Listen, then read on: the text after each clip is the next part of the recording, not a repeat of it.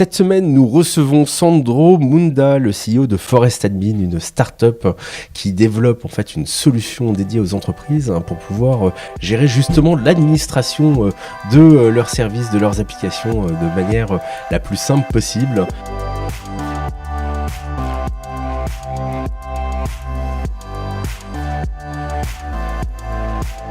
Bonjour Sandro. Bonjour French Web. Alors justement, est-ce que tu peux nous préciser en quelques mots la proposition de valeur de Forest Admin ? Bien sûr, en fait c'est assez simple. Forest Admin, en fait, on est parti du constat très simple que dans toutes les entreprises basées sur le web, donc toutes les applications web, elles ont toutes évidemment une application destinée aux clients, aux customers. Et derrière cette application, il faut voir un petit peu l'envers du décor, le back-office des applications. C'est l'outil qui est développé en interne et qui permet en fait aux équipes de piloter un petit peu toutes les données, de pouvoir explorer et surtout manipuler les données de cette application. Si on se base sur un exemple très simple qui est par exemple la food delivery, évidemment il y a l'application qui est destinée aux clients et ensuite en interne il faut bien gérer les commandes, tous les process qui y tournent, les coursiers, donner des malus, des bonus selon leur performance, pouvoir faire du support, par exemple annuler une commande s'il y a eu une erreur, faire de la modération sur des commentaires et toutes ces petites choses, toutes ces opérations-là sont aujourd'hui faites dans un outil développé en interne qui s'appelle en fait l'interface d'administration de l'application. D'accord, donc vous évitez aujourd'hui à chaque société de développer sa propre interface, Exactement. De passer du temps là-dessus, c'est plug and play. Je me connecte sur Forest Admin et directement je lance en fait la génération de l'interface d'administration. Exactement. Alors, et la proposition de valeur de manière très claire, c'est qu'on sauve évidemment du temps de développement. On donne de l'autonomie au business puisqu'il n'y a plus vraiment d'effet ping-pong avec les équipes de développement pour mettre à jour l'application, puisqu'elle l'est toujours, l'admin, pardon. Et on permet ainsi de scaler vraiment les opérations des entreprises de manière vraiment efficace.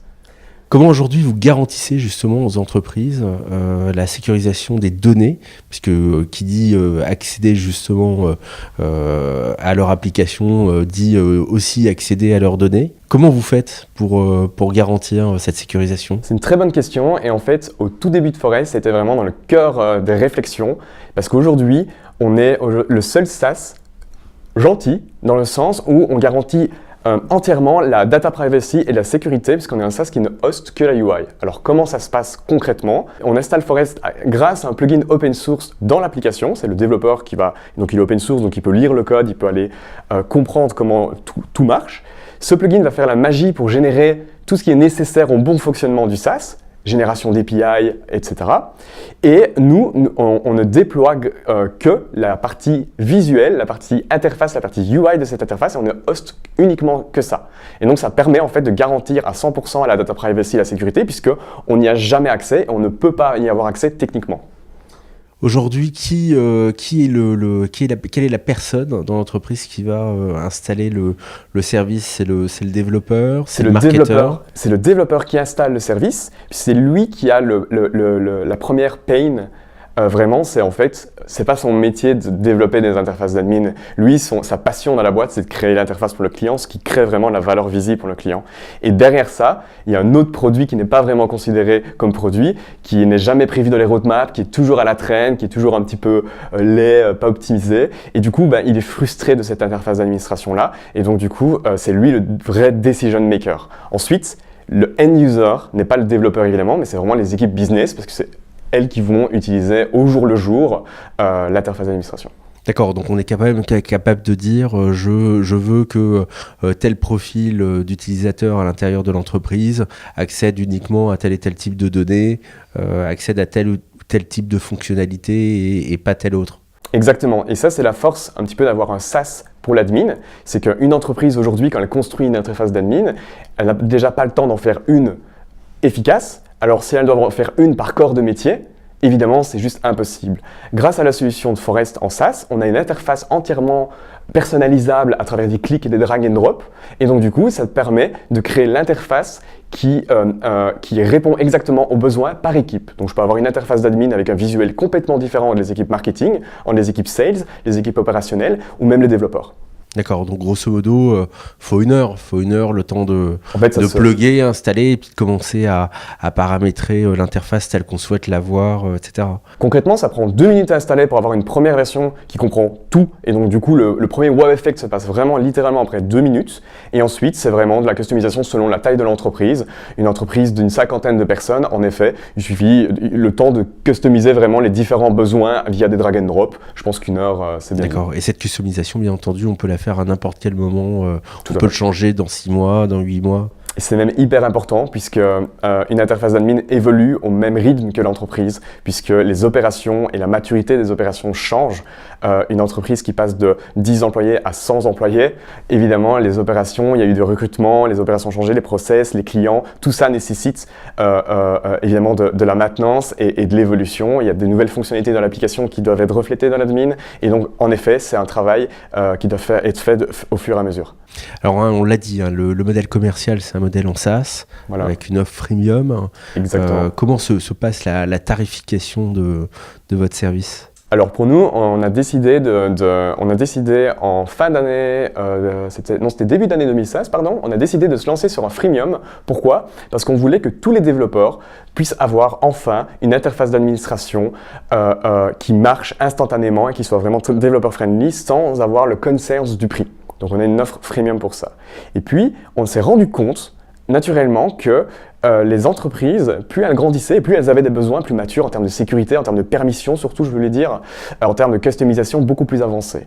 Et ces features-là, on les fournit dans un plan payant basé sur une subscription, c'est un plan pro qui contient plein de features premium qui aident les entreprises à scaler à l'étape supérieure en termes d'opération. Alors maintenant, côté coulisses, ouais. Comment est né ce projet ? D'où vous vient l'idée ?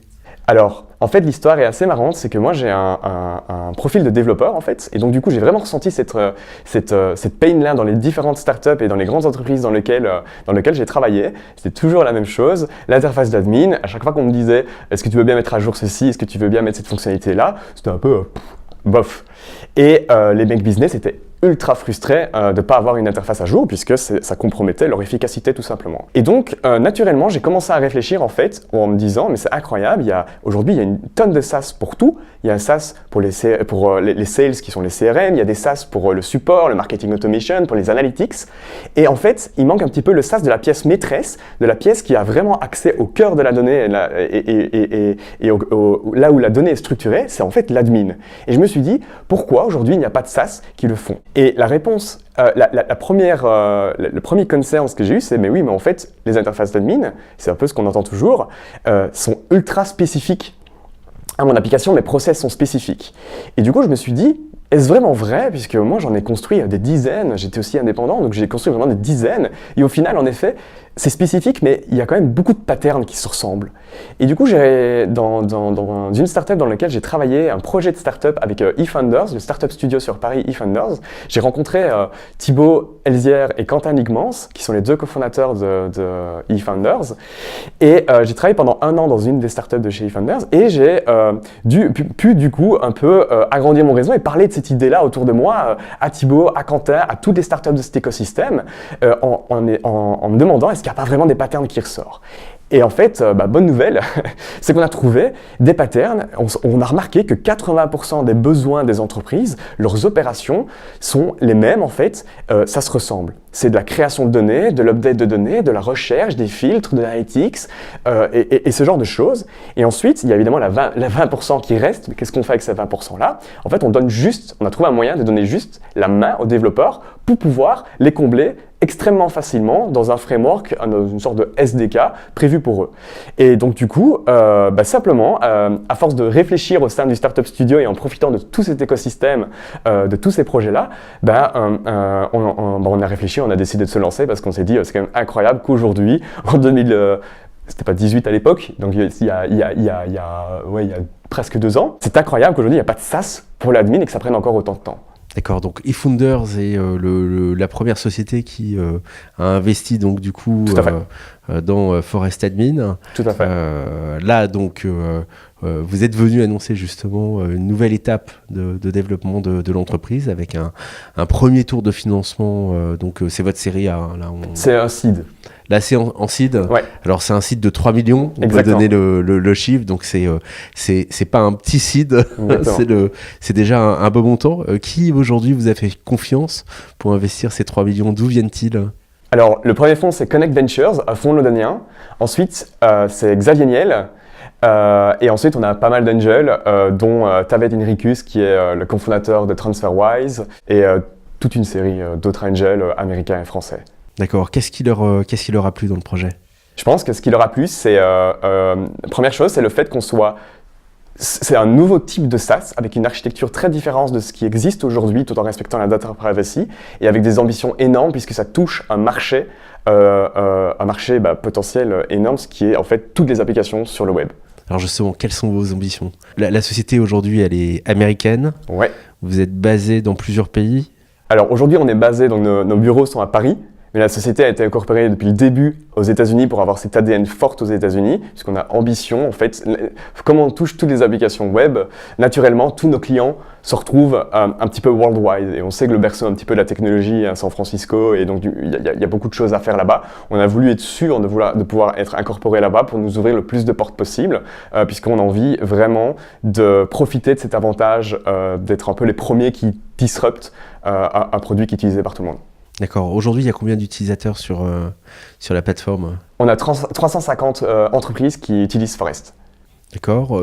Pour plusieurs applications Souvent ça fait combien d'applications au total qui sont interfacées en termes d'admin par Forest? Moi, je dirais du coup 350, puisque une entreprise web a souvent une application principale. Évidemment, il y a aussi il y a des side projects ou plein de choses, mais globalement, une vraie entreprise qui a des opérations et qui utilise vraiment Forest, a une application et on a plus ou moins 350. D'accord. Et donc du coup, ça vous permet justement d'un petit peu valider le modèle et d'asseoir, je dirais, la solidité de votre développement. Donc du coup, quels sont vos objectifs? Là, on va dire à la fin de l'année 2018, vous visez combien de clients et combien d'applications?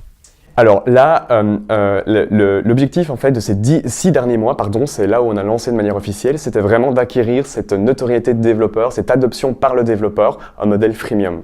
Et puis on s'est rendu compte au cours de ces 6 derniers mois que les entreprises et les équipes business étaient prêtes vraiment à faire confiance à Forest en termes d'opération, et donc du coup qu'on pouvait grandir avec ces entreprises et aussi de convertir des entreprises existantes avec un back-office existant, des entreprises d'une centaine de personnes à utiliser Forest. Ça c'était un premier achievement. Et ça a vraiment été le déclencheur de la levée de fonds de seed pour dire ok, on est prêt à attaquer le marché de front et activer le levier. Et donc notre objectif aujourd'hui, c'est vraiment de passer de l'acquisition de petites boîtes d'une dizaine, d'une vingtaine de personnes à avoir une acquisition de boîtes jusqu'à 250 personnes. C'est vraiment notre objectif d'ici fin d'année, de se dire qu'on a notre plus grosse user base sont des boîtes d'environ 250 personnes. Bon, alors j'invite tous les développeurs et puis bien entendu aussi les marketeurs à découvrir Forest Admin pour pouvoir justement créer leurs interfaces pour mieux gérer les datas de leurs clients et développer justement leur vente ou réussir leur projet. Merci beaucoup Sandro pour toutes ces explications. Merci à vous. On va vous suivre toute cette année, voir un petit peu comment ça se déroule. Génial, merci beaucoup.